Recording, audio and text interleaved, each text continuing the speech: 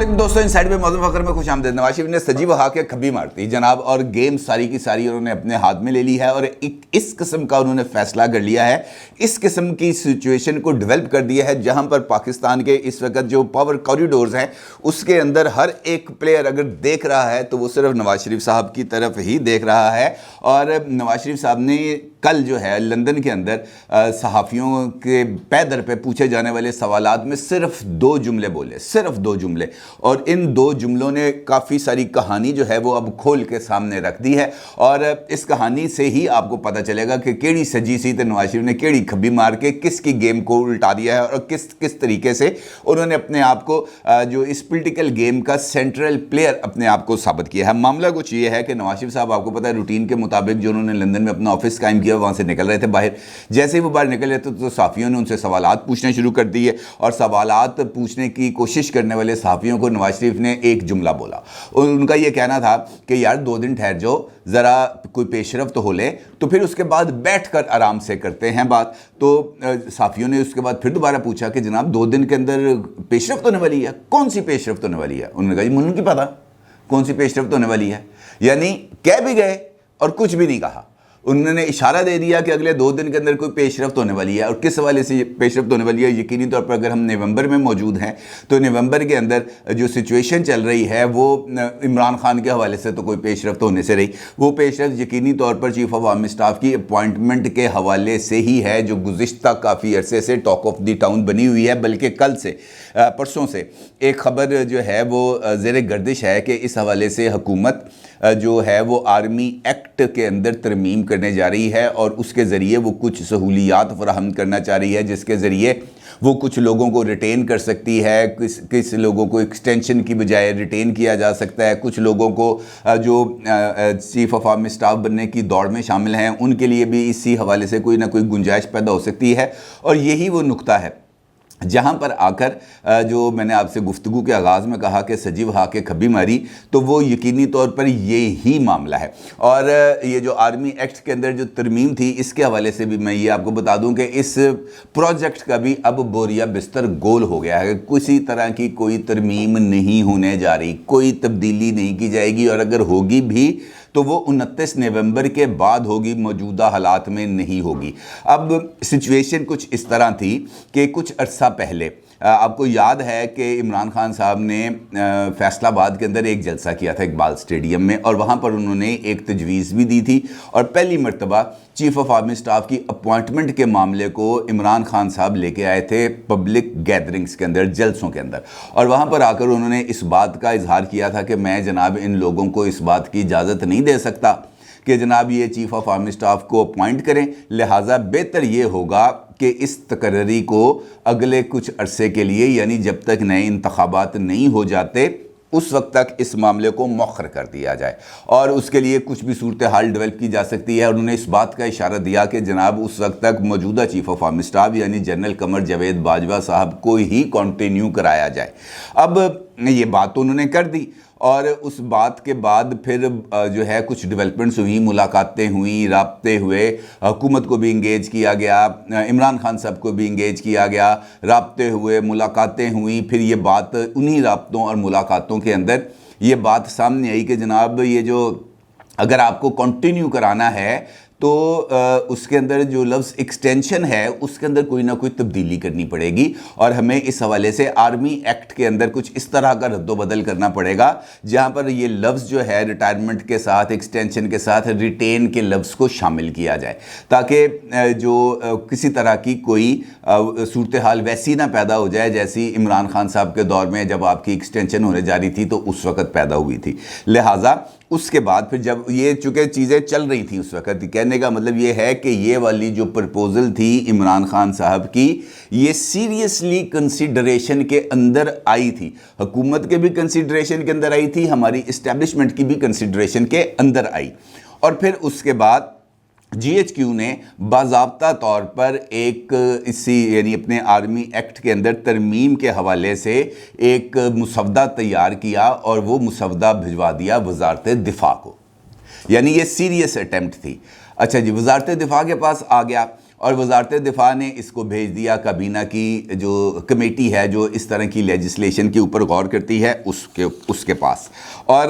اسی دوران جب یہ ساری گفتگو ہو رہی تھی اسی دوران اکتوبر کا اینڈ آ گیا اور اکتوبر کے اینڈ کے اندر اس کیبنٹ کمیٹی کی ایک میٹنگ بھی ہوئی اور اس میٹنگ کے اندر کسی طرح کا کوئی فیصلہ نہیں کیا گیا. البتہ اس میٹنگ کے اندر یہ کہا گیا کہ جناب اس کے اندر اب چونکہ اسحاق ڈار صاحب بھی وطن واپس آ گئے ہیں اور اسحاق ڈار صاحب کی وطن واپسی کے پیچھے بھی جو سٹوری ہے وہ جا کے اسی کابینہ کمیٹی کے ساتھ جا کے ملتی ہے کہ جناب نواز شریف صاحب کو اگر ہم نے مطمئن رکھنا ہے, نواز شریف صاحب کو اگر ہم نے اس سارے پروسیس کے اندر انگیج رکھنا ہے تو پھر ضروری ہے کہ اسحاق ڈار صاحب بھی اس کمیٹی کے اندر نہ صرف شامل ہوں بلکہ اس کمیٹی کو ہیڈ کریں. لہٰذا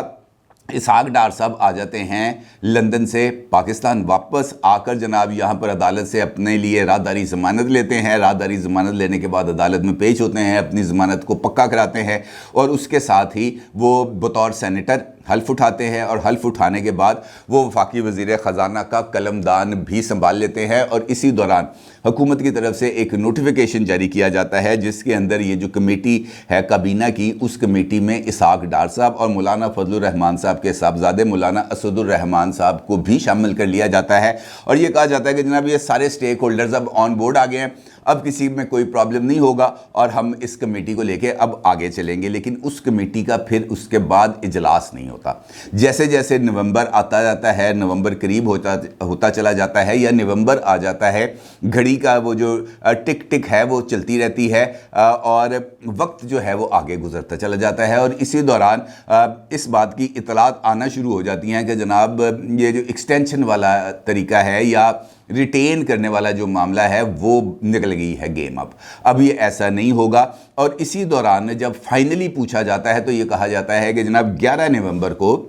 ہم نے اس کمیٹی کا اجلاس بلا لیا ہے. اب 11 نومبر کو اجلاس بلانے کا مطلب یہ ہے کہ اس کمیٹی نے فیصلہ کرنا ہے, پھر کابینہ کا اجلاس ہونا ہے, کابینہ کے اجلاس میں اس ایکٹ میں ترمیم کی منظوری دی جانی ہے, پھر اس نے چلے جانا ہے پارلیمنٹ کے اندر, نیشنل اسمبلی کے اندر. نیشنل اسمبلی بھی آگے اس کو ایک کمیٹی میں بھیجے گی, وہ کمیٹی اس کو منظور کرے گی, دوبارہ یہ بل آئے گا, بل ٹیبل ہوگا, اس پر ووٹنگ ہوگی اور اس کے بعد منظور ہو کے یہ سینٹ میں جائے گا اور وہاں سے بھی اسی طریقے کے ساتھ اس نے فالو کرنا ہے. تو اس کا مطلب یہ سمجھا جاتا ہے کہ نہیں جناب یہ کام ایسے نہیں ہو رہا. اس کا مطلب یہ ہے کہ گورنمنٹ ریٹین کرنے میں سنجیدہ نہیں ہے. اور پھر اس کے بعد 4 یا 5 نومبر کو باضابطہ طور پر army chief general Qamar Javed Bajwa صاحب کی طرف سے الوداعی دوروں کے عمل کا آغاز ہو جاتا ہے. آلدو 2 دورے کرنے کے بعد ISPR اس بات کا اظہار کرتی ہے کہ اب جو سیالکوٹ اور یہ ادھر کا انہوں نے منگلا کا دورہ کیا تھا یہ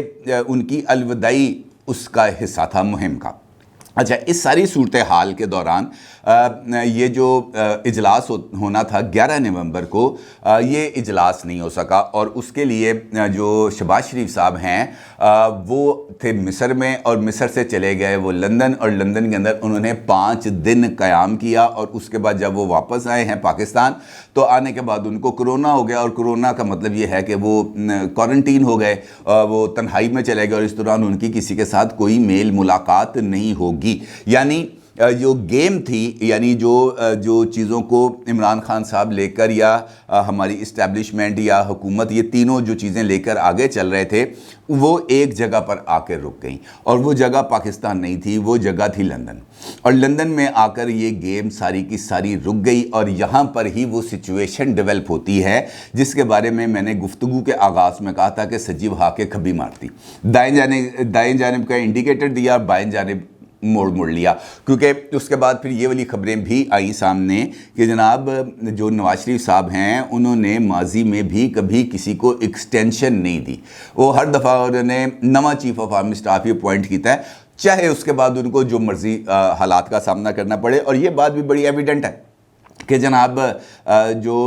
چیف آف آرمی سٹاف ہے وہ کسی حکومت کا کسی پولیٹیشین کا نہیں ہوتا. وہ اس کی جو تمام تر لائلٹیز ہیں یا وہ جو جہاں سے تمام پاورز کو ڈرائیو کرتا ہے وہ اس کا اپنا ادارہ ہے. وہ جب تک ادارے کی جو پلز ہے اس کے مطابق وہ کام کرے گا اور اسی لائن کو وہ فالو کرے گا, وہ کسی اور کی لائن نہیں لے سکتا. لہٰذا اس کے بعد پھر یہ والی چیزیں ذرا تھوڑی سی ڈاؤن ٹرینڈ میں آئیں اور اب جو ہے اس چیز کے بارے میں یہ بات ہو رہی ہے سامنے کہ نہیں جناب اب اگلے 2 دن کے اندر حتمی طور پر کوئی نہ کوئی چیز سامنے آ جائے گی، اور یہی وہ پیش رفت ہے جس کا اظہار کیا گیا۔ اچھا، جیسے ہی یہ والی خبر آئی 2 دن پہلے کہ جناب یہ جو ایکٹ میں ترمیم کی جا رہی ہے، تو بہت سارے لوگوں کا یہ خیال تھا کہ جناب اس ترمیم کا مقصد لیفٹیننٹ جنرل عاصم منیر صاحب کو جو ہے وہ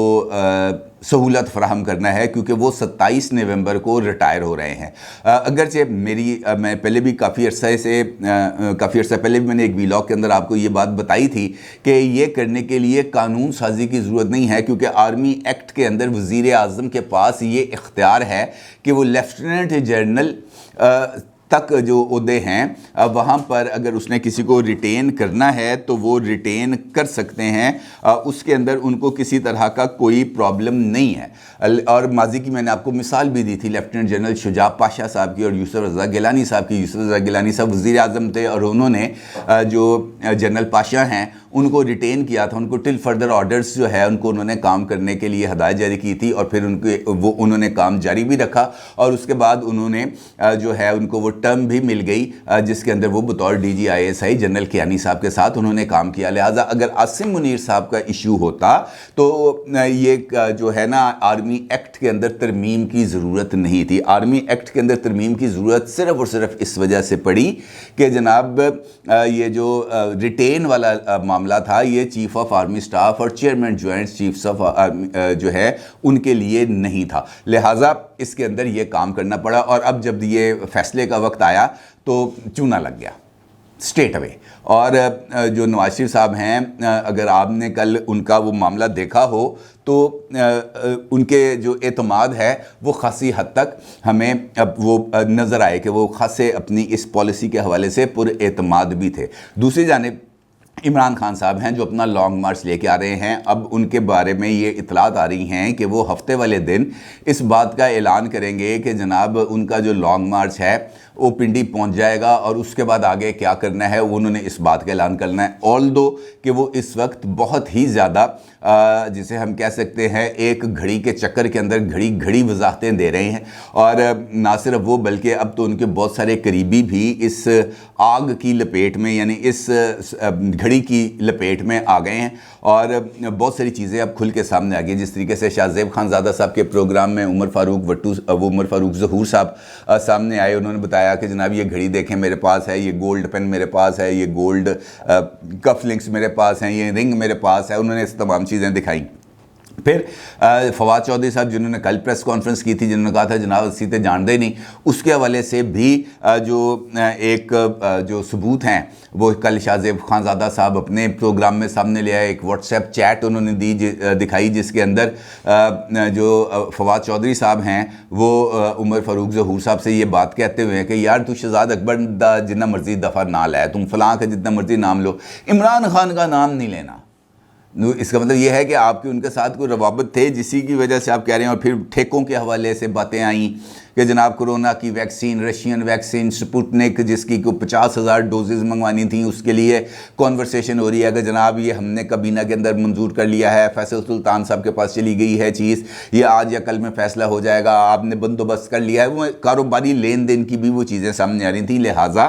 کہنے کا مطلب یہ ہے کہ یہ تمام چیزیں اتنی زیادہ سادہ نہیں ہیں، معاملہ ایک گھڑی کا نہیں ہے، معاملہ اس ٹائٹل کا ہے جس کا عمران خان صاحب بار بار دفاع کرتے رہے ہیں کہ جناب میرے تو بڑا ایماندار پاکستان میں کوئی نہیں ہے۔ اور یہ جو ایمانداری ہے یہ اس کے اوپر لگا ہے کویسچن مارک۔ معاملہ صرف ایک گھڑی کا نہیں ہے بلکہ توشہ خانہ سے ملنے والے 112 سے زائد تحائف کا ہے۔ ایک گھڑی تو منظر عام پر آ گئی، لیکن اس کے علاوہ بے شمار اور تحائف تھے جو تمام کے تمام عمران خان صاحب نے ریٹین کیے ہیں، اور وہ تحائف بھی جا کر مارکیٹ میں بکے ہیں، تو ان کے بارے میں بھی تو اب جواب دینا پڑے گا نا۔ اور یہی وہ سوال ہیں جو اب بار بار اٹھائے جا رہے ہیں، اور اس ساری گیم کے اندر جو اصل کھیل تھا وہ کہیں پیچھے رہ گیا، اور وہ کھیل جو ہے وہ میں نے آپ کے سامنے رکھا ہے، جس کے اندر نواز شریف صاحب نے یقینی طور پر پولیٹیکل میچورنس کا ثبوت دیتے ہوئے جو اپنا امیج کو بھی برقرار رکھا ہے، اور انہوں نے اس بات کے بارے میں جو ان کی اپنی سٹیٹڈ پوزیشن ہے کہ جناب نو ایکسٹینشنز، اپوائنٹمنٹس، اور اسی فیصلے کو نہ صرف اب آگے بڑھتا ہوا ہم دیکھ رہے ہیں، بلکہ خود نواز شریف صاحب کی طرف سے کیے جانے والے اس اشارے میں کہ جناب اگلے 2 دن کے اندر کچھ پیش رفت ہونے جا رہی ہے، وہ پیش رفت پر اب ہم سب کو نظر رکھنی ہے، دیکھنا یہ ہے کہ وہ پیش رفت کون سی ہونے جا رہی ہے، اور یقینی طور پر پیش رفت سے مراد وہ سمری ہے جو منظوری کے لیے صدر صاحب کو بھیجی جائے گی۔ اپنی رائے کا ضرور اظہار کیجیے گا۔ آپ کو بہت شکریہ۔ اللہ حافظ۔